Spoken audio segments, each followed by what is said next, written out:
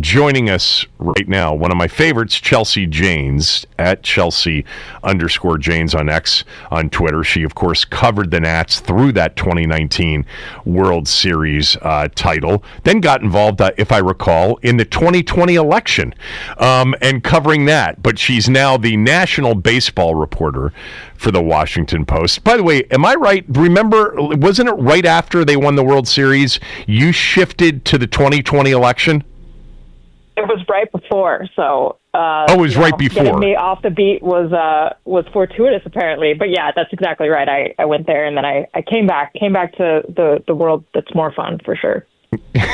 Yes, a lot less angst-ridden. All right, so let me just get your overall thoughts on what happened yesterday.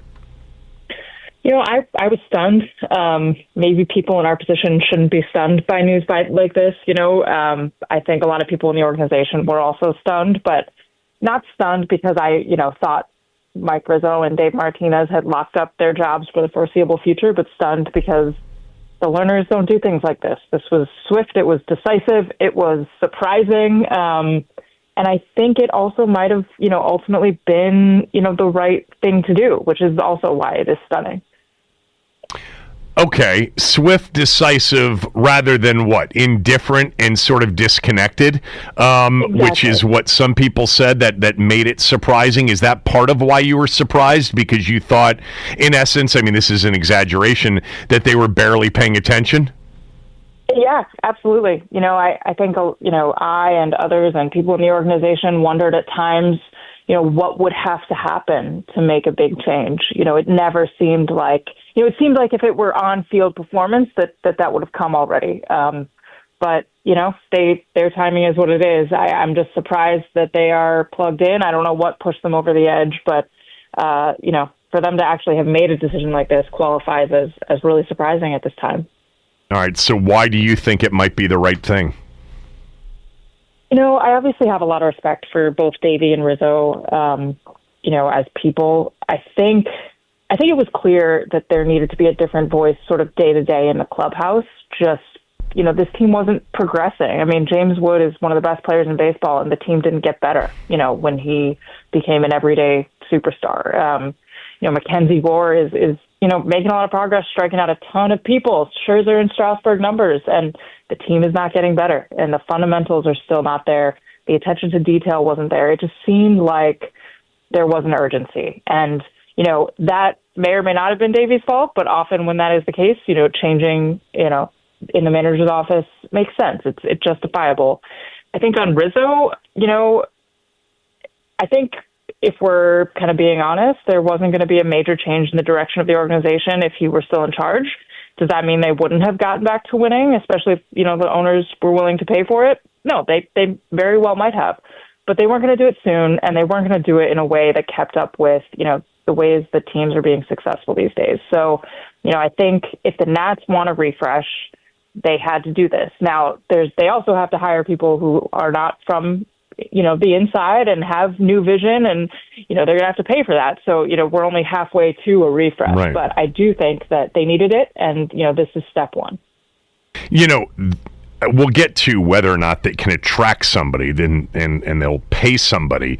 But in many ways, do you think that they were just looking for, were they aware enough to understand that they were, for the lack of a better description, underfunded, but looking to see and hopefully witness an overachieving team, which they haven't had necessarily in recent years? Is that what they wanted out of the last couple of years? Essentially more out of less? I definitely think they hoped for more out of less. I don't know what they expected this year. I think not a lot of their decisions, particularly when it comes to freeing up payroll for the front office to work with, suggested that they felt any kind of urgency about winning. So I don't know that they cared. I don't know that they cared about winning. I know, though, that they do care about how they are perceived. And I think maybe it kind of hit them that, what they are seeing this year is not moving in any particular direction. And whether they were willing to spend or not, it had to start moving in a certain direction. Everything had kind of stalled out. attendance is not great. People are not happy, and I do think that matters to them. So, but ultimately, it could be as simple as, they looked up, they realized they weren't making progress, they realized people were frustrated, and Davey and Rizzo's options were up in a few weeks, and they said, we're not going to pick them up, so we've got to make this choice now. But I think getting to kind of the bottom of the logic here will be really fascinating, because it's really out of character for this ownership group. You just said something that's interesting. You said they do care how they are perceived, and maybe that's part of why this swift, decisive, out-of-character response was their action yesterday.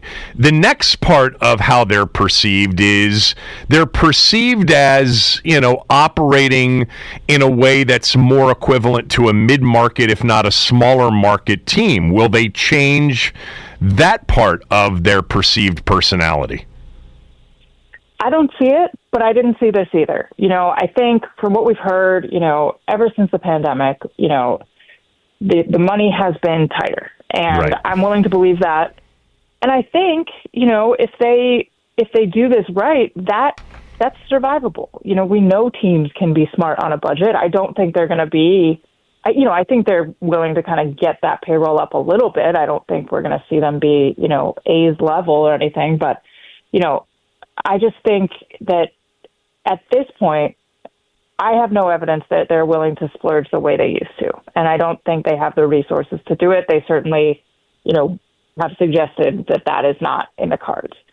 That does not mean that they can't commit to a winner. And I will be interested if they have internally sort of recognized that maybe, if the money is not where it used to be, we can do this in a very different way. We can put a lot of money into player development, play the Rays, the Guardians game, the Brewers game. Should that happen in a market as big as DC? I mean, that's a separate question, but it can happen. Then again, and I know this too, they have not always been the kind of people who go out and spend their time searching for the absolute best and brightest. So, operating on a budget and doing it successfully and winning would require a really thorough search with some kind of out-of-the-box thinking that hasn't been characteristic of how they've run things. So I don't know, where they go from here. I don't know how much, the way they're perceived matters when it comes to money. It certainly hasn't moved them in the past. But I do think there's a world in which a new reality and winning can coincide. And to their credit, I don't think it was going to happen with Mike Rizzo in charge. The swift and decisive response, do you think it was impulsive from this standpoint? Are they actually prepared right now to... they've got an interim GM, but are they prepared to name a manager today? Did they have a plan or not? I don't know. I don't know. I will say that the interim GM, Mike DeBartolo, has a lot of allies in the organization and could very well be the right person to lead them forward. If you hear that and think, well, he was a part of this group and they didn't do a good job, so why would he be right now? I think I would say that Mike Rizzo isn't always the most open to his deputies and probably in many cases overruled them. So, we never got a real sense of what the guys kind of below him could do. And there's some really smart people there. But I don't know beyond that. I don't know if Mike DeBartolo, runs a successful few months and has a good trade deadline and, a consensus approved draft if they just say, here, take the reins. I don't know. That seems to be sort of the way they would prefer to do things. It's less expensive than running a search and paying someone a big name. It's easier. But, that's where we don't know what the vision is. I will say if they ended up deciding Mike DeBartolo was the guy, I think, that wouldn't be the end of the world. But as for a plan beyond that, I hesitate to think they've sat in the room and laid it all out. I think often they are much more decision to decision, try to get everyone to agree, and when you get a consensus, do that thing and then move on to the next thing. Talking to Chelsea Janes, of course, from the Washington Post. you know, when you described the reasons why you think it might be the right thing, I think they're all reasonable, and I think most reasonable people can understand that this is a situation that was more than just ownership. But I'm curious as to whether or not you think A, pandemic, B, you know, the state of will they sell or won't they sell, C, Ted Lerner passing away, which was 2 or 3 years ago now. If these three things, well, if the pandemic doesn't happen, are they ever looking to sell the team? How much of these three things and maybe another thing or two have impacted why they are where they are, which is going to be a sixth straight hideous season? Yeah, there's no doubt that they ran into a brick wall. I mean, I think winning the World Series the year before the pandemic, I don't think you can over-exaggerate how devastating that was financially. Right. The year after is the year where you really reap the benefits. Everyone always says this, and they didn't get to do it. And had they done that, does the signings change? Does Soto stay? Do they trade Trey and Max? I don't know. I do think they were getting to a point where there were a lot of big contracts, and even a great revenue year probably wouldn't have allowed you to keep all of them. You'd probably have to rethink at some point. But it definitely didn't help. And I think Ted Lerner passing away really threw them into a place of indecisiveness. That they have to make decisions as a group. Mark Lerner is not the kind of guy who's going to go in there and pound on the table and say, I want my way. You know, when it comes to the baseball decisions, he's got to get everyone on board. It's just kind of a perfect storm of stagnation, I think. When the pandemic happened, they didn't have money. They didn't have the patriarch there. And, you know, they had people in place in Mike Rizzo and Dave Martinez who knew the organization really well and had ways of doing things and weren't going to change, you know, to adjust to a new reality. They were going to just kind of wait a few years, you know, rebuild the talent pool and hope that worked. And it just hasn't yet. So, yeah, I think part of the reason this is so surprising is because there's a lot going on here. You know, you really can't point to one of these two guys and say, if, you know, we replace Mike Rizzo, everything's going to be better, because the ownership's going to be the same. If you fire Dave Martinez, the clubhouse is going to be better because the names in there that Mike Rizzo put there is still the same. So it's just, there's a lot going on. This doesn't fix everything, but it does clean a slate that probably needed to be cleaned if they were going to make meaningful change moving forward, and they still might not, because I do think, you know, that ownership group has not proven that they are capable of doing that yet. Right. I want to get to that in a moment, but let's talk about in the short term. There's a draft. There's a trade deadline at the end of this month. What do you expect? Do you expect that they had the draft figured out before they fired Rizzo yesterday, or do you think DeBartolo will have a big voice in what they do? I don't know, because I don't know how different DeBartolo and his approach will be than Riz's would have been. I do think that, as you know, a very important pick in the history of the franchise, which I believe this is, you know, this was going to be a Mike Rizzo pick, and Mike Rizzo picks, you know, from what we know, are usually pitchers if he has his way. They're usually big guys. They usually come out of college, and, you know, he wants to be able to get him there quickly. You know, I think that's his ideal pick. So a guy like Kate Anderson or some of these college guys made a lot of sense. I don't think that necessarily changes, you know, with this change. But I do think that where Riz might have banged the table and overruled, I think DeBartolo will really listen to the people who've been out on, you know, putting in the miles, analyzing these guys. I think he will really just listen to the people in the room. I don't know. Again, I don't know if that's different. It leads to a different outcome, but that is sort of my expectation, that he's going to make the decision with a little more analytics involved, with a little more input from the guys that are hired to do that. And, you know, I don't know if he'll try to make a splash. That's not, you know, what I know him to be, but I don't think he'll be afraid to make the pick that he feels and that group feels is the right one. I was just reading this from Ken Rosenthal. He said the fallout from all of this is coming soon, first with the draft, then at the deadline. If ownership allows perhaps DeBartolo, maybe he takes an aggressive approach, entertaining offers on players, the boldest of which would be to listen on Mackenzie Gore, who is at the same level of service Soto was when the Nats traded him in 2022. I haven't thought about Mackenzie Gore as a potential big trade piece before the deadline on July 31st. Have you?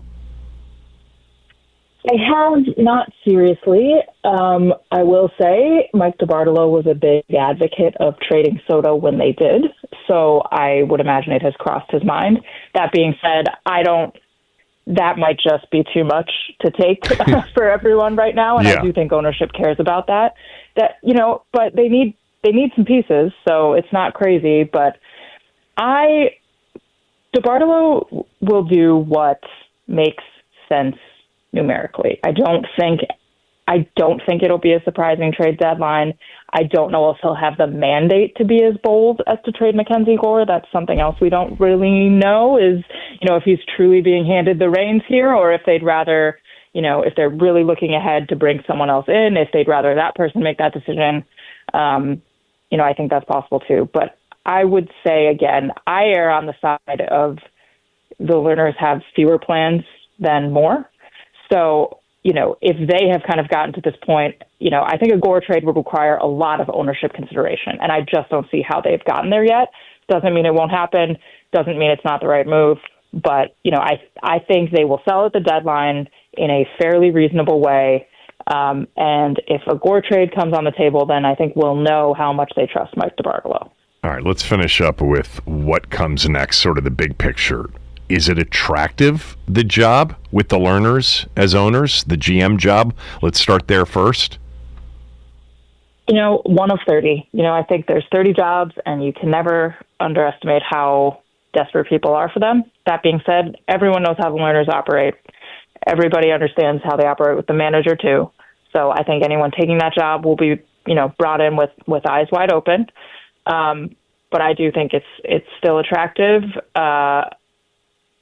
But again, they also have to pay. So I don't know how willing they are to pay a big name. But if a big name is willing to come, I don't think they'd be surprised by how the Lerners operate. Everyone. Who are the big names that you would think would be available at the end of this season?